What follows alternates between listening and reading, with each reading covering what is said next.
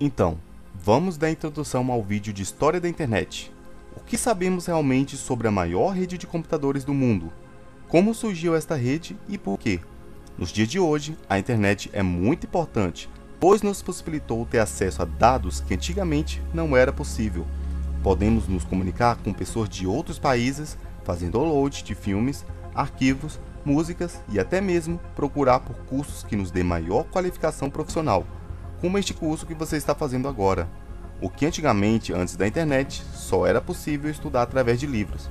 Hoje em dia, os data centers de muitas empresas nos possibilitou o acesso de bilhões e trilhões de informações, como se fossem milhares de livros em um lugar só. Vamos iniciar nossa trajetória à fantástica origem da internet, começando por agora.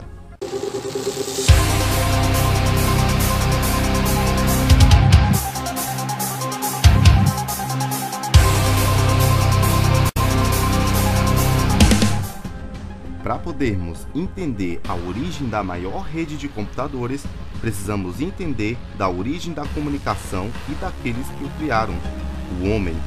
O homem evoluiu tanto em conhecimento como em físico, criando a necessidade de poder se comunicar com outros.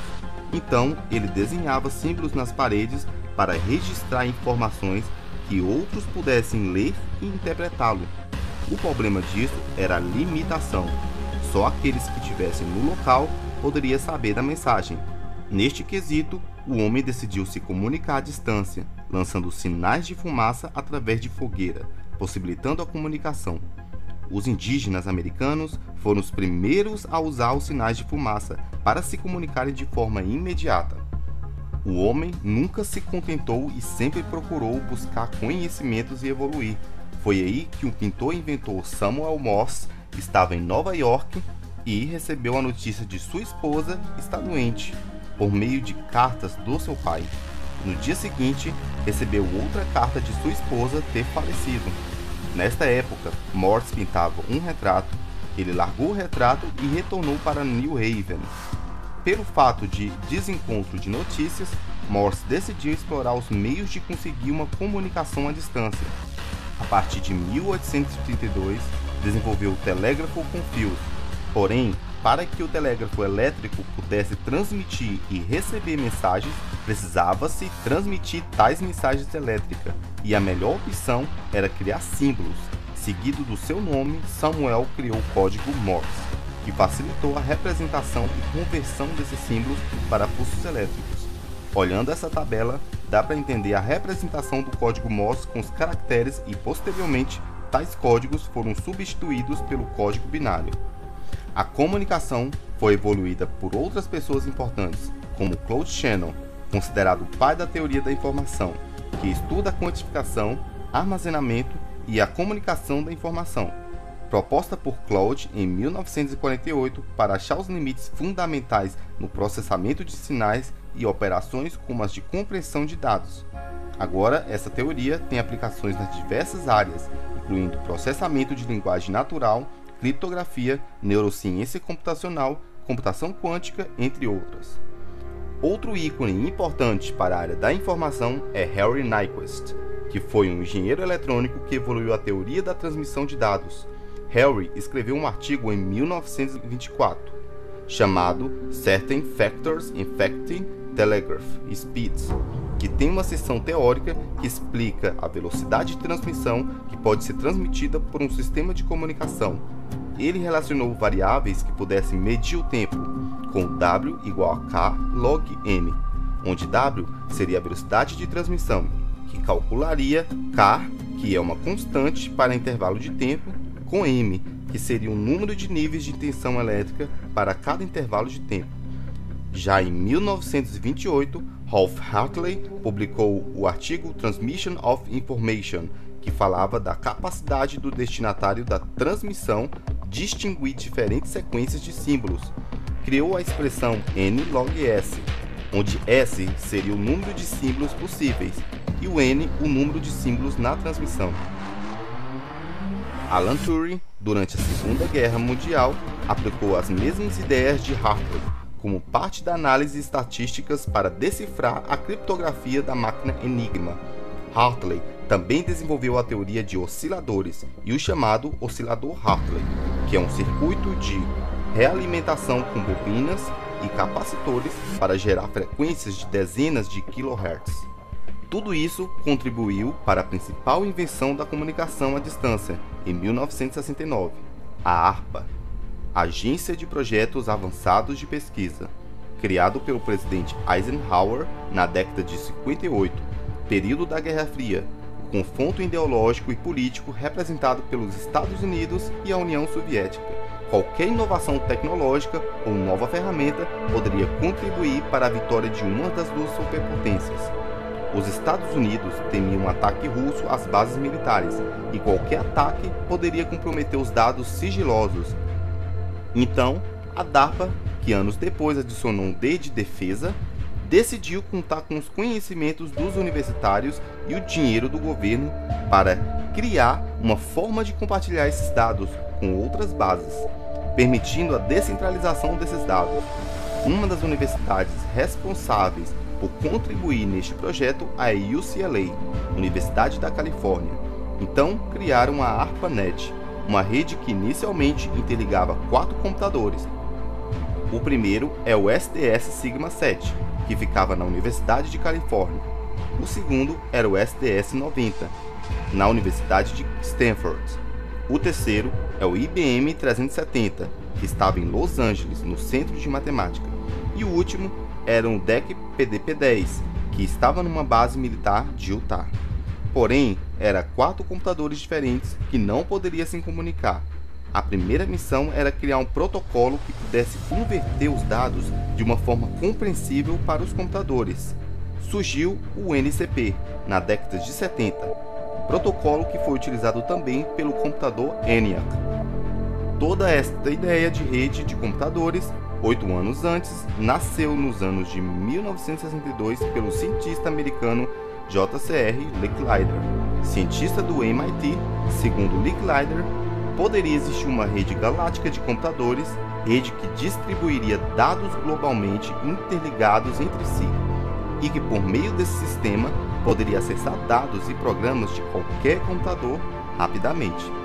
Seguindo esta ideia, ainda no mesmo ano da criação do NCP, Abby Bussen, um estudante de engenharia elétrica do MIT, apareceu inicialmente com uma proposta de criar um fluxo de transferência segura de arquivos entre os computadores com os servidores NCP, o Programa de Controle de Rede. Criou-se então o FTP, File Transfer Protocol, que significa Protocolo de Transferência de Arquivos. Com o tempo, o NCP começou a dar problemas a partir do momento que vários computadores foram inseridos na rede. Então, para resolver isto, Robert Scan aparece com uma solução. Criou um programa que trata o envio das mensagens quebrando-as em pacotes. O programa foi chamado de TCP, Transfer Control Protocol, o protocolo de controle de transferência. Robert Scan também criou o termo Interneting para representar a rede de computadores que se comunicavam entre si. Mais tarde, este nome foi usado para substituir o nome ARPANET para Internet.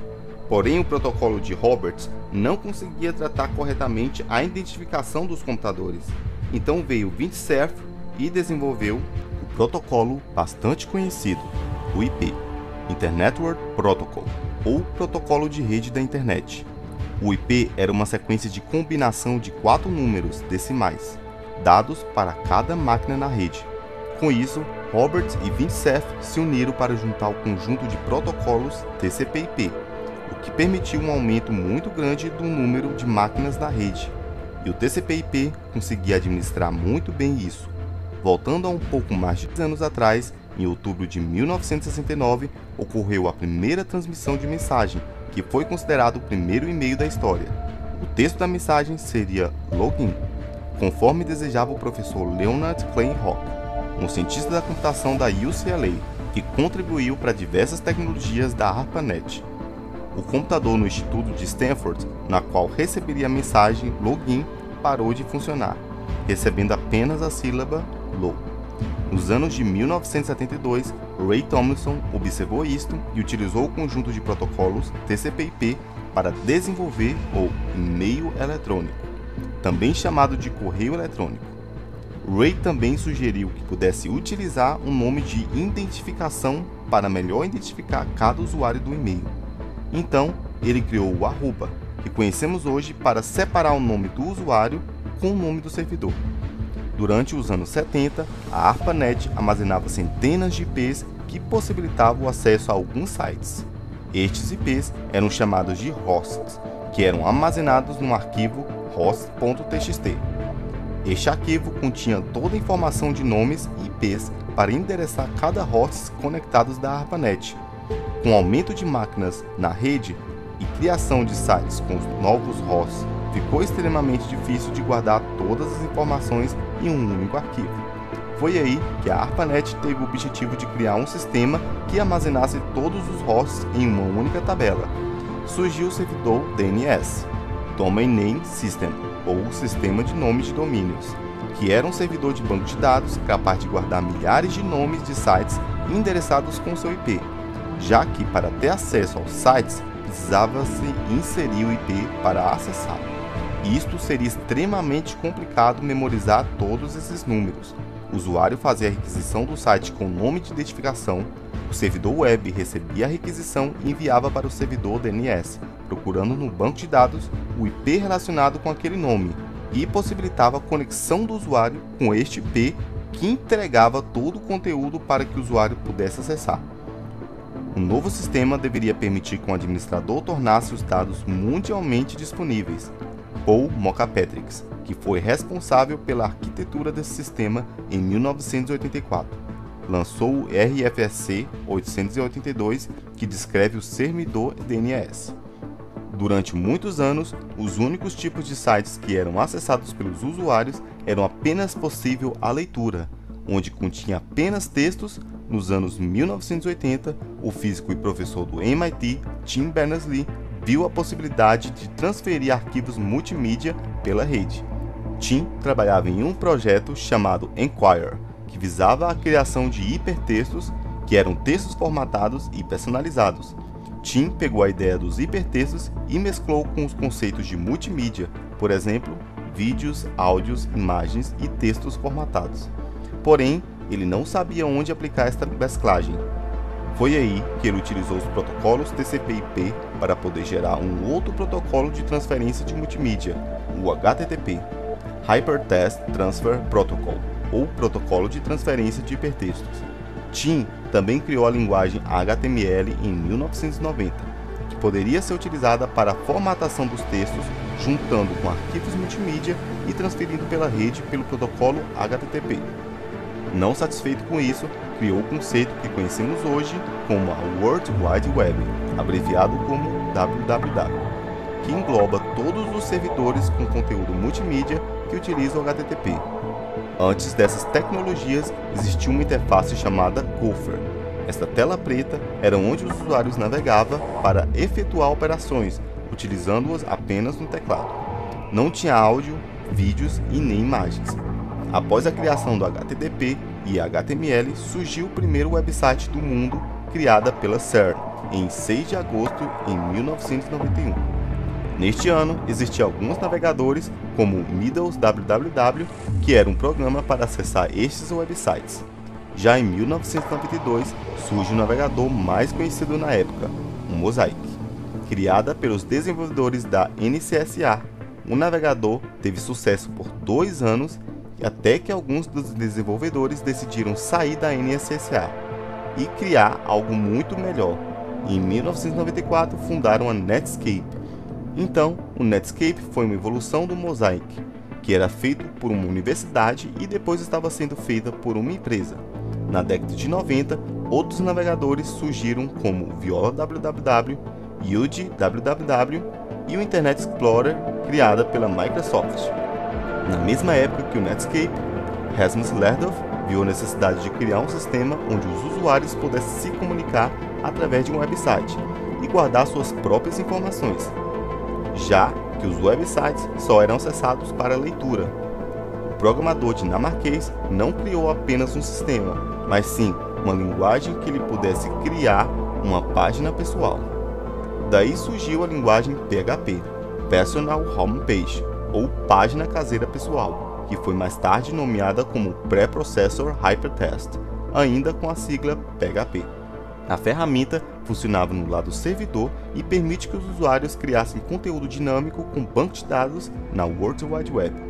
Mais tarde, outros programadores apareceram para desenvolver motores de buscas, como o Google, criado por Larry Page e Sergey Brin em 1998, o Yahoo, desenvolvido por Jerry Yang em 1994, e o Bing, um motor de pesquisas criado pela Microsoft em 2009, para competir com o Google e o Yahoo.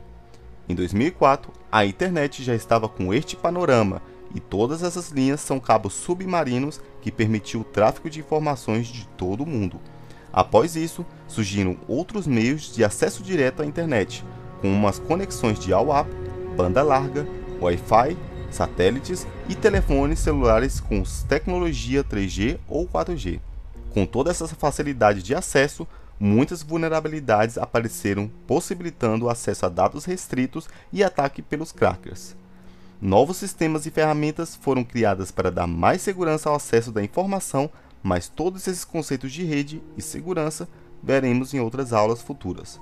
Com a internet, podemos nos conectar com o mundo através de uma máquina e fazer milhares de operações que há muitos anos não era possível. Nesta aula, você aprendeu a origem da maior rede de computadores e a importância dela nos dias de hoje. Fique bem e até mais!